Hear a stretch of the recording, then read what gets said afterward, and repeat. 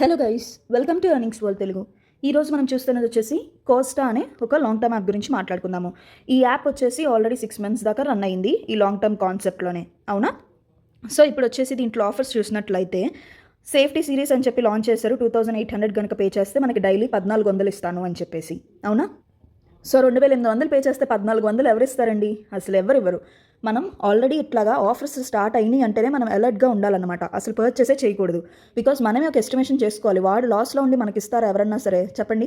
So పాపం తెలియక చాలామంది ఇది కూడా పర్చేస్ చేసేస్తూ ఉన్నారు. నిన్నటి దాకా వచ్చేసి ట్యాక్స్ కార్డు కూడా పెట్టారు, అవునా? ట్యాక్స్ కార్డు కూడా చాలామంది పర్చేస్ చేశారు. నేను ఒక్కటే చెప్తానండి, ట్యాక్స్ కార్డు వాళ్ళు పెడతారు, మనీ ఇస్తాము మీరు ట్యాక్స్ కార్డు పర్చేస్ చేసుకుంటే అని చెప్పి. కానీ వాళ్ళు ఇవ్వరు. వాళ్ళలో వాళ్ళే ఒక 2-3 మెంబర్స్కి ఇచ్చినట్లుగా వాళ్ళు చేసి, అంటే మీరు ఇంతమంది ఇన్వెస్ట్ చేస్తున్నారు అనుకోండి, వాళ్ళకి ఎన్నో లక్షలు వస్తాయి. దానిలో ఒక 2-3 జస్ట్ ఇచ్చినట్లుగా ఇచ్చి ఆ స్క్రీన్ షాట్స్ యూస్ చేసుకుంటారు. మీరందరూ ఏంటి అంటే, ఆహా ఇస్తున్నారు కదా, విత్డ్రాల్ వస్తుంది మనకి, ఇన్ని డబ్బులు వస్తాయని చెప్పేసి వాళ్ళు చెప్పినంత అమౌంట్ 8,000 10,000 కట్టడానికి మీరు రెడీగా ఉండి కట్టేస్తారు, అవునా?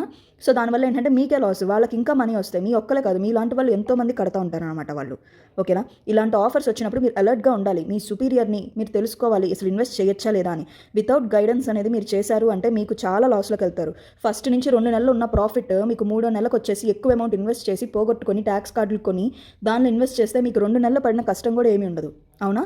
సో అందుకనే నేను చెప్తుంది ఏంటి అంటే, మీ సుపీరియర్ని కనుక్కోండి డీటెయిల్స్ అన్నీ, అసలు ఇన్వెస్ట్ చేయొచ్చా లేదా అని చెప్పి. వాళ్ళు అలర్ట్ ఇస్తారు కదా మీకు. లేదు అంటే వేరే వాళ్ళనన్నా అడగండి, పర్టికులర్గా ట్యాక్స్ కార్డ్ వచ్చింది నేను ఇన్వెస్ట్ చేయొచ్చా లేదా అని. ఎవరిని అడగకుండా మీరు చేయొద్దండి, ఓకేనా? ఫస్ట్ దాకా బాగానే ఉంటాయి. ఏ యాప్ అయినా సరే కాన్సెప్ట్ అంతే, లాస్ట్కి ట్యాక్స్ కార్డు ఖచ్చితంగా వస్తుంది.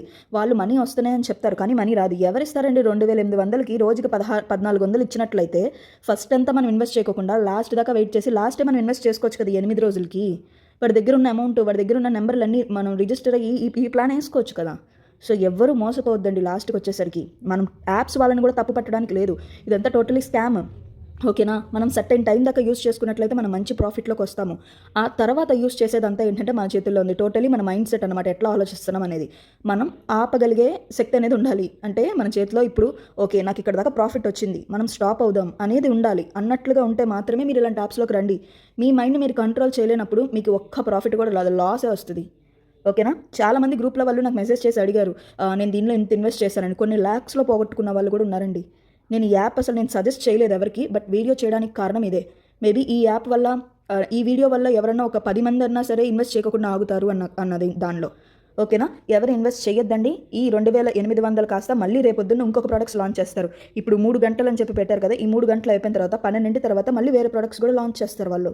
సో అందుకనే చెప్తున్నాను, ఎవరు మోసపోవద్దు. ఇక్కడితో ఇంక స్టాప్ చేసేసండి.